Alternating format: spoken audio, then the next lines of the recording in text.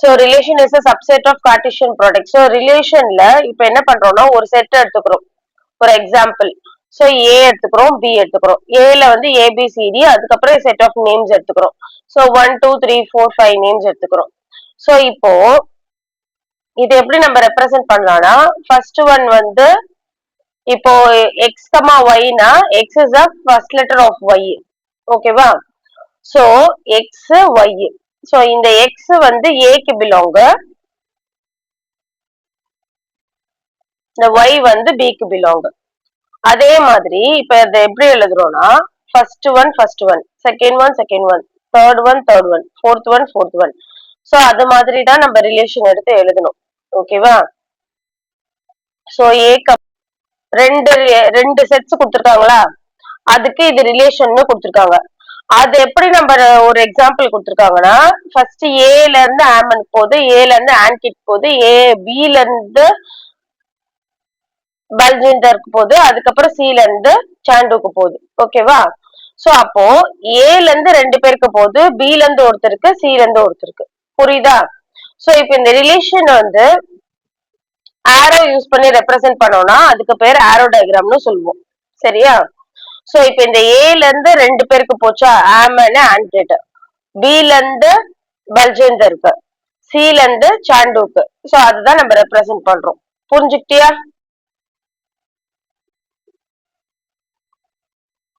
So இப்ப அவங்க கொடுத்துருக்காங்க இந்த ஃபர்ஸ்ட்ல இருக்கிறத டொமைன்னு சொல்லுவோம் நம்ம.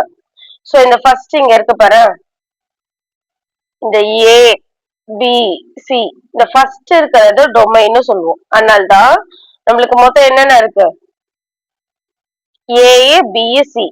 ஆனா நம்மளுக்கு கண்டிஷன் படி இது ஃபுல்லா கேபிட்டல் ஏயோட ரெப்ரசன்டேஷன். கேபிட்டல் ஏல ஏபிசிடி இருக்கு, டொமைன்ல ஏபிசி மட்டும்தான் இருக்கு. அப்போ டொமைனும் இந்த கேபிட்டல் ஏவும் ஈக்குவல் கிடையாது. Domain is not equal to capital A. So ரேஞ்ச்னா என்ன? சோ செகண்ட்ல இருக்குது, ஃபர்ஸ்ட்ல இருக்கிறது எல்லாமே டொமைன், ஃபர்ஸ்ட் எலிமெண்ட் எல்லாமே டொமைன் எழுதிட்டோம். செகண்ட்ல இருக்கிறது எல்லாமே என்னது, ரேஞ்ச். ஓகேவா? சோ கோடொமைன் என்னன்னா செகண்ட் செட் ஃபுல்லா. ஓகேவா? நம்மளுக்கு என்னது, இது எல்லாமே நம்மளுக்கு என்னது, ரிலேஷன்ல வந்திருக்கிறது எல்லாமே ரேஞ்ச். சோ இது எல்லாமே ரிலேஷன்ல வந்திருக்கிறது ஃபர்ஸ்ட் செட் டொமைன், ரிலேஷன்ல வந்திருக்கிறது எல்லாமே ரேஞ்ச். புரிஞ்சுட்டியா? சோ நெக்ஸ்ட் இப்போ கோடொமைன். கோடொமைன் என்னன்னா எல்லாமே எடுத்துக்கணும். சோ இந்த பி செட்னா இந்த பி செட்ல இருக்கிறது எல்லாமே ஃபுல்லா, இந்த ஃபுல் செட்டுமே என்னது, கோடொமைன். புரிஞ்சுக்கிட்டியா? So empty and universal set. எம்டினா என்னது, if relation has no element அதுக்கு பேர் எம்டி. சோ இப்ப யூனிவர்சல் செட்னா என்னது, எல்லா எலிமெண்ட்ஸுமே அதுக்குள்ள இருக்கும், அப்போ அதுக்கு பேரு யூனிவர்சல் செட். ஓகேவா? ஏன்றது என்னது, set of all girls in a girls school. அப்போ இப்ப அவங்க ஒரு ரிலேஷன் எடுத்திருக்காங்க. என்ன ரிலேஷன் எடுத்திருக்காங்கன்னா R A comma B, A and B are brothers, A comma B height of a B is greater than 10 centimeter. So R is equal to A comma B, A and B are brothers. It is a girls' school, so that there is no boys in the school. They can't be a brother. So there are no elements. So வெறும் girls school எப்படி boys இருக்க முடியும், அதனால தான் no element எடுத்து எழுதுறோம். So அப்ப என்னது அது, empty set. ஏன்னா அவங்க என்ன சொல்லிருக்காங்க, ஆர்ன்றது பிரதர்ஸ் மட்டும் தான் இருக்காங்க, A and B are brothers. ஆனா ஏன்றது செட்ல ஃபுல்லா யார் இருக்காங்க, கேர்ள்ஸ் இருக்கிறாங்க. புரியுதா?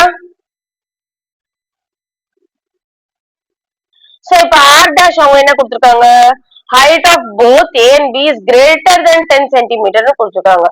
சோ 10 சென்டிமீட்டருக்கு மேலன்னு கொடுத்திருக்காங்க. So height of the children are always greater than 10 சென்டிமீட்டர்னா 0.3 ஃபுட் படி நம்ம கால்குலேட் பண்ணோம்னா 0.3. So height of A and B is always greater than 10 centimeter. R has all the students of the school. So அப்போ அப்ப எல்லா ஸ்டூடெண்ட்ஸுமே obviously என்னது greater than 10 centimetre இருக்காங்க. So அதனால அது என்னது எல்லாமே அதுல அடங்குறனால எல்லாமே அதுக்குள்ள வரனால அது யூனிவர்சல் செட். ஓகேவா? So trivial relations, sum and empty relations and universal relations are called as என்னது trivial. சோ empty relation நம்ம பார்த்தோம், எதுவுமே இருக்காது அதுல. யூனிவர்சல் செட்னா எல்லாமே அதுல இருக்கும். சோ அது ரெண்டுமே என்னன்னு சொல்லுவோம், நம்ம ட்ரிவியல் ரிலேஷன்ஸ் சொல்லுவோம். சரியா? சோ இதுல வந்து ரிஃப்ளெக்சிவ், சிமெட்ரிக், டிரான்சிட்டிவ் ரிலேஷன் இருக்கு. So reflexive, symmetric, transitive. ரிஃப்ளெக்சிவ்னா இப்ப ஏவும் ஏவும் இருக்கும். சிமெட்ரிக்னா ஏவும் ஏவும் இருக்கும், அதை மாத்தி எழுதினாலும் பியும் பியும் இருக்கும், மாத்தி எழுதினாலும் சேமா இருக்கும். டிரான்சிட்டிவ்னா ஏபி வந்து அந்த ரிலேஷன்ல இருக்கும், பிசியும் அந்த ரிலேஷன்ல இருக்கணும், சிஏவும் ஐ மீன் ஏசியும் அந்த ரிலேஷன்ல இருக்கணும். சோ நான் திருப்பி சொல்றேன், கவனமா கவனி. சோ இந்த ஏ கமா ஏ எழுதினாலும் இப்ப சப்போஸ் 1 ஏவோட வேல்யூ 1 நான் கொடுத்தேன்னா 1,1 வந்து அந்த ரிலேஷன்ல இருக்கணும். அதே மாதிரி ஏ கமா பி கொடுத்தேன்னா சப்போஸ் 1,2 கொடுத்தேன்னா 2,1 எழுதுவோமா? அப்ப அது ரெண்டு செட்டுமே என்ன இருக்கணும், ரிலேஷன்ல இருக்கணும். சோ இந்த மாதிரி 3 வேல்யூஸ்மே ரிலேஷன்ல இருக்கணும். சோ இததான் என்னன்னு சொல்லுவோம்னா ஈக்குவலன்ஸ் ரியாக்ஷன். ஈக்குவலன்ஸ் ரியாக்ஷன்னா நீ ரிஃப்ளெக்சிவும் கண்டுபிடிக்கணும், சிமெட்ரிக்கும் கண்டுபிடிக்கணும், டிரான்சிட்டிவும் கண்டுபிடிக்கணும். புரிஞ்சுதா? சோ இப்ப சப்போஸ் நான் ரிலேஷன் வந்து a is equal to set a is equal to 1 2 3 நான் எடுத்துக்கிறேன்னா சோ அதோட வேல்யூஸ் என்னன்னு எனக்கு இருக்குன்னா ரிலேஷன்ல 1,1 2,2 3,3 1,2 2,3 1,3. சோ இப்ப ரிஃப்ளெக்சிவா இல்லையா? சோ ரிஃப்ளெக்சிவ்னா என்ன சொன்னேன் நானு, ஏ கமா ஏ வந்து அந்த ரிலேஷன்ல இருக்கணும். சோ ஃபர்ஸ்ட் செட் எல்லாமே என்னது ஏபி ஏ தான் ஃபர்ஸ்ட் செட். சோ அது 1 2 3 இருக்கு. சோ அந்த 1 2 3 எடுத்து எழுதியாச்சு. சப்போஸ் இப்ப ஏக்கு 1 கொடுக்குற, அப்போ 1,1 இருக்கா அந்த செட்ல? இருக்கு. அப்போ belongs to relation.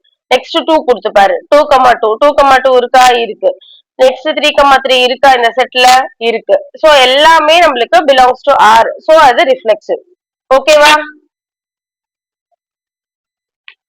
So next பாருங்க, இப்போ இந்த வேல்யூ 1 இந்த வேல்யூ 2, ஏ வந்து 1 பி வந்து 2. சோ அத மாத்தி எழுதுனா என்னது நம்மளுக்கு 2,1.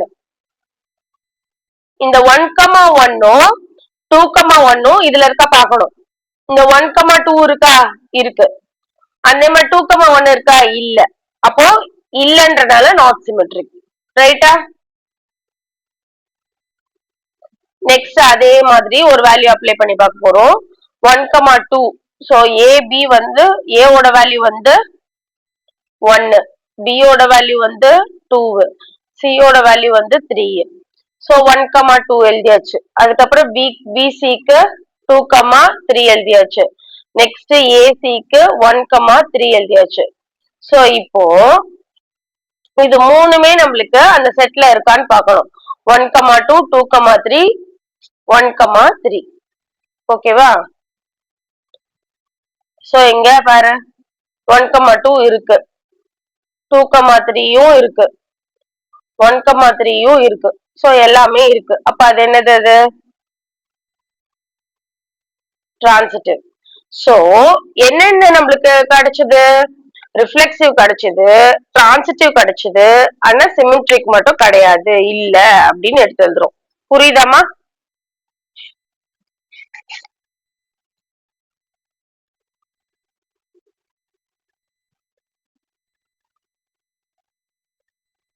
நெக்ஸ்ட் ஒரு எக்ஸாம்பிள் கொடுக்குறேன், அதையும் அது புரியுதா பாருங்க, அப்ளை பண்ணி பாருங்க. சரியா? So set 1,2 2,2 3,3 1,2.